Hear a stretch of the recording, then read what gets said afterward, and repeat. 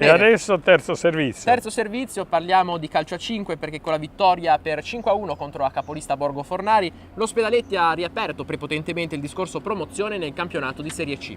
Con le semifinali di Coppa contro il Sarzana alle porte, i ragazzi di Franco Basta sembrano essere in grado di centrare addirittura la doppietta. Paolo, ce la faranno? Non ce la faranno? Io penso di sì. Noi intanto ci godiamo l'impresa di giornata.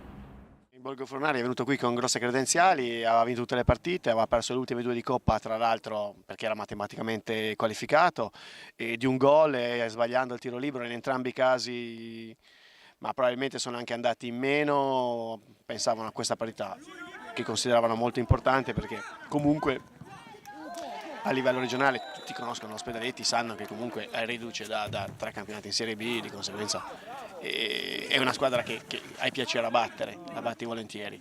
Un'ottima partita di Ferrandini che un po' è da inizio anno, dico che cresce, deve solo esplodere, e ha fatto un'ottima partita, ma comunque poi tutti Bianco, Melini, Gianluca Corradi fino a che è rimasto in campo perché ce l'hanno azzoppato dopo una decina di minuti. Spero che non sia anche questa un'illusione, come è già successo con Città Giardino là, dove avevamo fatto una buona partita e poi siamo tornati a giocare male.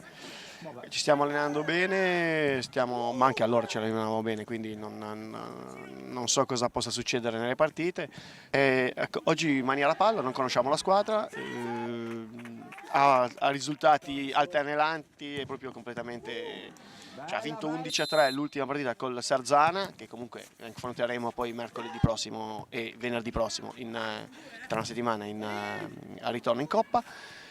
E sono passati in semifinale, e ha perso altre partite in modo invece, non so, pareggiando 4-4 con l'Arenzano o perdendo tutte le altre partite.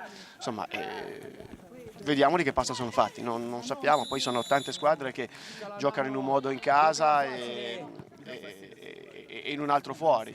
Questo anche perché fuori non vanno tutti, perché qualcuno lavora e non riesce ad andare, qualcuno non ne ha voglia e non ci va.